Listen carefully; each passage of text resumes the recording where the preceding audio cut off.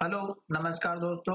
आज हम फिर से जेपी पावर के बारे में बात करेंगे और जानेंगे इसके इम्पोर्टेंट टारगेट के बारे में। क्यों? क्योंकि इसका रिजल्ट आ चुका है और मैंने एक वीडियो अपलोड कर दिया है दोस्तों जेपी पावर के रिजल्ट के बारे में।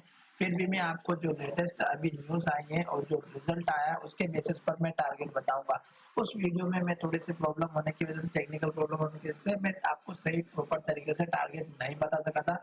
पर अब इस वीडियो में मैं आपको टारगेट बताऊंगा। साथ ही ये वीडियो आपके एजुकेशन पर्पज के लिए, किसी भी तरह की बाइंग और सेलिंग की मैं आपको एडवाइस नहीं कर रहा हूँ। फिर भी अगर आप मेरे किसी भी स्टॉक को देखने के बाद ट्रेड करते हैं दोस्तों, तो अपने फाइनेंशियल एडवाइजर से जरूर कंसल्ट करें और उसके बाद स्टॉक में ट्रेड करें। चलिए सबसे पहले हम देख लेते हैं स्टॉक का रिजल्ट।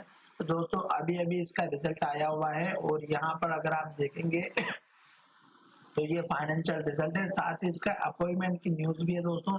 तो इसको भी आप जाकर के देख सकते हैं। तो मैं आपको यहाँ पर जो है अच्छे तरीके से दोनों ही न्यूज को डाउनलोड करके भी दिखा देता हूँ। यहाँ पर जितने भी अनाउंसमेंट आज किए गए, तो यहाँ पर फाइनेंशियल रिजल्ट का मैं ऑलरेडी बता चुका हूँ। अब मैं आपको दिखा देता हूँ अपॉइंटमेंट के बारे में। तो अपॉइंटमेंट में मुझे लगता है किसी ने डायरेक्टर के बारे में यहाँ पर बात की गई होगी। तो यहाँ पर देख सकते हैं आप, मिस्टर सुधीर के नाम से यहाँ पर जो है ऐसे independent director of the company, ये यहाँ पर डायरेक्टर बने हैं।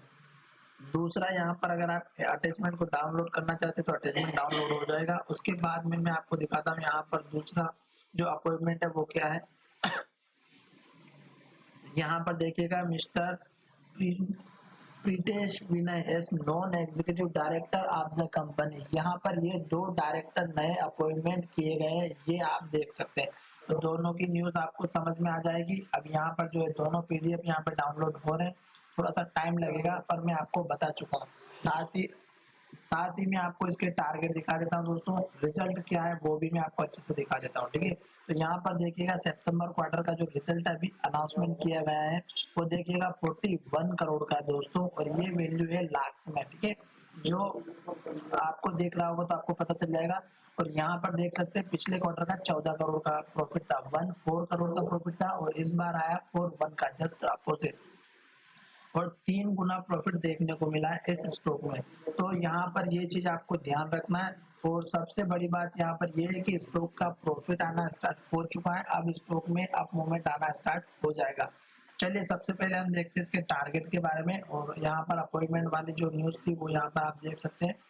तो यहाँ पर ये जो डायरेक्टर का अपॉइंटमेंट है उसके बारे में दिया गया है, एडिशनल डायरेक्टर इंडिपेंडेंट डायरेक्टर 7 नवंबर 2020। और यहाँ पर ये अनाउंसमेंट आप अच्छे से पढ़ सकते हैं। पूरा यहाँ पर 67 एज है, यहाँ पर उनके बारे में पूरी डिटेल दी गई है। आप प्रोफाइल भी पढ़ना चाहते हैं प्रोफाइल भी पढ़ सकते हैं। कहाँ पर इन्होंने काम किया ये भी बता देंगे। यहाँ पर 44 year of age, B electronics computer science and engineering कर रखी इन्होंने। ये बिहार इंस्टीट्यूट ऑफ टेक्नोलॉजी से है, वहाँ से इन्होंने इंजीनियरिंग कर रखी है दोस्तों। इन्होंने फाइनेंशियल वगैरह में भी, मैनेजमेंट में कोर्स वगैरह किया है मुंबई से। ये सारी डिटेल इसके बारे में दे रखी है। वैसे ही अगर आप देखेंगे आपको एक और नोटिस जो कि आपको दिखाई देगा,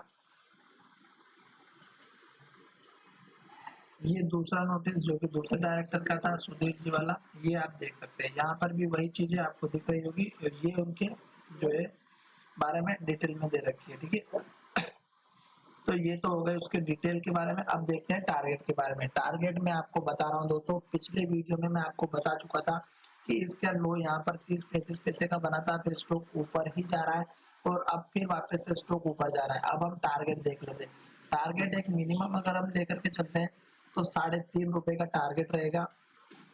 3 रुपए, 3.5 रुपए का पहला टारगेट रहेगा। दूसरा टारगेट आपका यहाँ पर रहेगा 4 रुपए का। इस 4 रुपए के टारगेट के ब्रेकआउट होने के बाद आपका टारगेट, मुझे एक एक करके अगर मैं दिखाता हूँ तो बहुत लंबा हो जाएगा। मैं डायरेक्टली आपको 7.5-8 रुपए का जो टारगेट है वो बताने वाला हूँ। तो उससे पहले अगर आप टारगेट लेना चाहते हैं तो 6 रुपए 70 पैसे से लेकर के 7 रुपए का बीच का एक टारगेट रखिएगा, और फिर रख दीजिएगा आप डायरेक्टली 7 रुपए 80 पैसे का। ये दो टारगेट मैं आपको बता रहा हूँ। और मोस्ट इम्पोर्टेंट टारगेट आपका रहेगा 8 रुपए 40 पैसे का। क्यों? क्योंकि स्टॉक ने यहाँ पर लो बनाया था दोस्तों, और यहाँ पर लो बनाया तो यहाँ पर इसने हाई बनाया, यहाँ पर हाई लो बनाया। तो ये 8 साढ़े 8 का एक लास्ट टारगेट रहेगा। और अभी स्टॉक चल रहा है 2.5 रुपए पर, और मुझे लगता है कि अगर स्टॉक इसी तरह अपर सर्किट में रहेगा तो शायद ये स्टॉक का टारगेट बहुत जल्द मिल जाएगा। और साथ ही स्टॉक में अगर आप स्टॉप लॉस लेकर के चलना चाहते हैं तो यहाँ पर लास्ट का जो लो है वो आपका स्टॉप लॉस रहेगा। दूसरी बात यहाँ पर देखिएगा, लास्ट का लो अगर आप देखेंगे तो 2 रुपए 10 पैसे के आसपास का है, तो ये आपका स्टॉप लॉस हो जाएगा। साथ ही यहाँ पर देखिएगा 3 से 4 दिनों से बहुत ही बढ़िया ट्रेडिंग हो रही थी और स्टॉक अप ट्रेंड में चलना स्टार्ट हो गया था। 4 दिनों से ग्रीन कैंडल आ रही थी, तो इसका मतलब था कि स्टॉक में रिजल्ट बहुत ही बढ़िया प्रदर्शन करने वाला है। तो ये तो हो गई दोस्तों लेवल्स के बारे में बात, और हाई और लो जितने भी होते हैं वही स्टॉक के नए टारगेट और स्टॉप लॉस बनते हैं। अगर आपको नहीं पता है तो आप जज कर सकते हैं, मैं आपको अच्छे से समझा चुका हूँ पुरानी वीडियो में भी। चलिए दोस्तों, धन्यवाद, मिलेंगे नई वीडियो में।